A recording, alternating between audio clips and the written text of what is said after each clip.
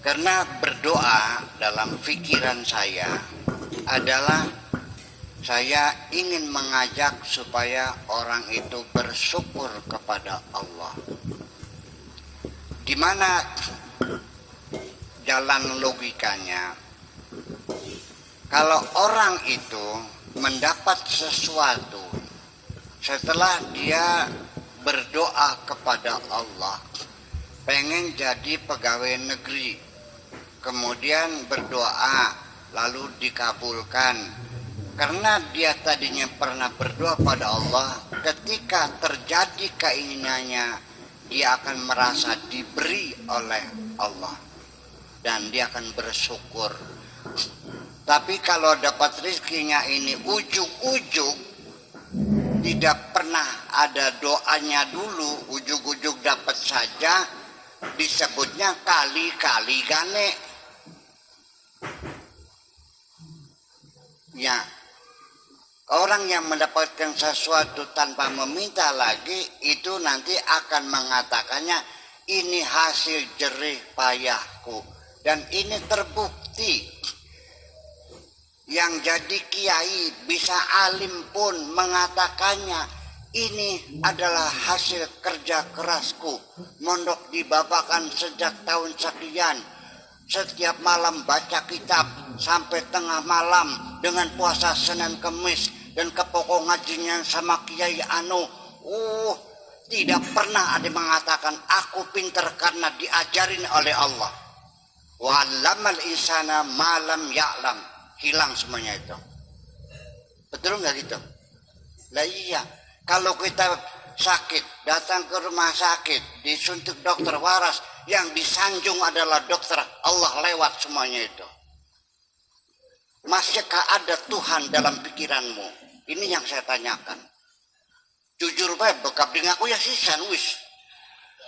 Nggak ada Tuhan. Jujur kayak Lenin ya. Tapi sembahyangnya gelem. Sembahyangnya rajin. Baca Qurannya rajin, malah hafal pisan. Nah ini yang saya masukkan dari sejak tahun 58 saya di sini, saya nggak paham sesungguhnya. Bagaimana orang memahami agama yang sesungguhnya. Tetapi ternyata tanpa ilmu, tanpa pesantren, namanya mankadim. Namanya mankadim. Anaknya itu anak perempuan. Setelah tamat MI, pengen melanjutkan ke MTS. Akhirnya si anak ini pergi ke sawah menemui mankadim. Dia seorang buruh tani, tukang macul. Pengen sekolah MTS enok. Aja mencilak munjuk maning kah, nyung siraku anakan kadim. Ya, wis cukup MI, gak cukup, sudah cukup. Engkau nggak usah melihat ke atas lagi. Sudah kau terima saja, engkau anakan mankadim. Sudah tamat MI, sudah bisa nulis kan? Ya udah, ngitung bisa nggak? Bisa, udah cukup untuk bekal hidup mah. Sudah, yang penting jalani kehidupanmu. Terimalah apa adanya, syukuri saja Allah yang maha baik ini. Hebatnya mankadim. Hebatnya kalau kiai. Nah ini kan jadi persoalan. Kita ini pembahasan berulang-ulang. Tasawuf ini mengekang, mengerem hawa nafsu kita, mengendalikannya semuanya. Supaya kita tahu etika menghadapi Allah. Nah, udah itu kira-kira. Kemudian di dalam doa sendiri, saya mau bertanya, di mana saya pernah melihat orang berdoa?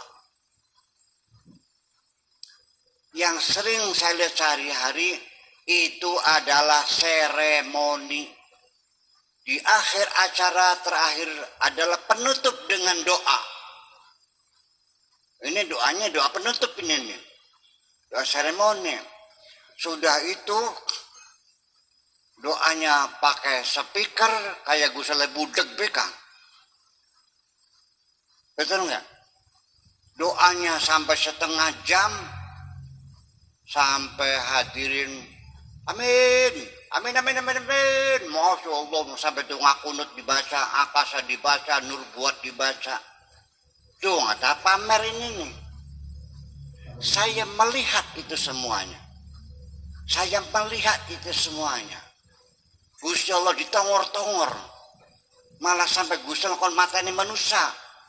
Allahumma baddid jam'ahum wa syaddid hamlahum wa qatilhum. Allah suruh bunuh mereka, maju mereka. Kayak Gusti Allah ponakan sing dasek orang nikah. Ini seperti ini.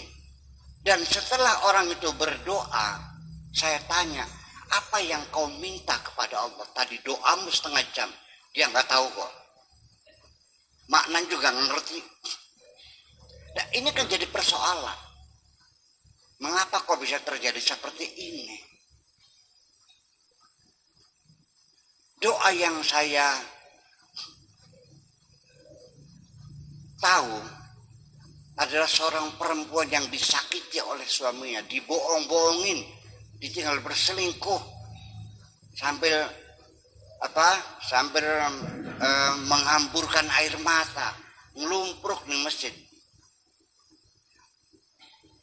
Itu yang baru doa yang benar. Iya. Tapi juga tidak meminta Allah suruh membunuh suaminya, enggak. Iya. Ya Allah, andaikan suamiku ini adalah memang jodohku dan baik menurut Engkau, silakan aku jalani.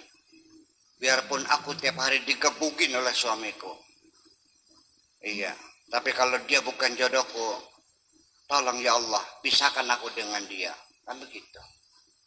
Ini kan baru doa yang sebenarnya, itu baru to the point.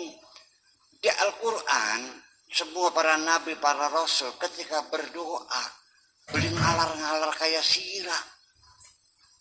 To the point. Rabbana atina fid dunya hasanah. Rabbi zidni warzuqni. Rabbana la tazir fadlan wa anta khairul warisin. Rabbi habli min ladunka waliya. To the point. Di sini ya memang ramuan doa itu ada hamdalah, ada istighfar, ada salawat. Ya memang betul. Tapi kan setelah itu langsung to the point mananya. Ini akhirnya doa-doa nyuruh Allah bunuh orang, suruh termasuk berdoa. Ini banyak ramuan di doa. Terakhir saya cerita dulu. Ya Allah, berikanlah aku kemudahan-kemudahan. Betul ya? Rabbana la tuhammilna ma la taqata lana bi. Ya Allah, jangan kau tugaskan kami di luar kemampuan kami. Rabbi yassir umurana. Ya Allah, minta kepada Allah supaya diberi kemudahan, disuruhnya yang jangan yang berat-berat, yang ringan-ringan saja. Cengeng banget sih. Memang itu ada petunjuknya, tapi saya tidak memilih. Saya memilih untuk berdoa, ya Allah berilah aku kekuatan supaya aku bisa menjalani apapun yang kau perintahkan. Begitu cara doa. Terima kasih.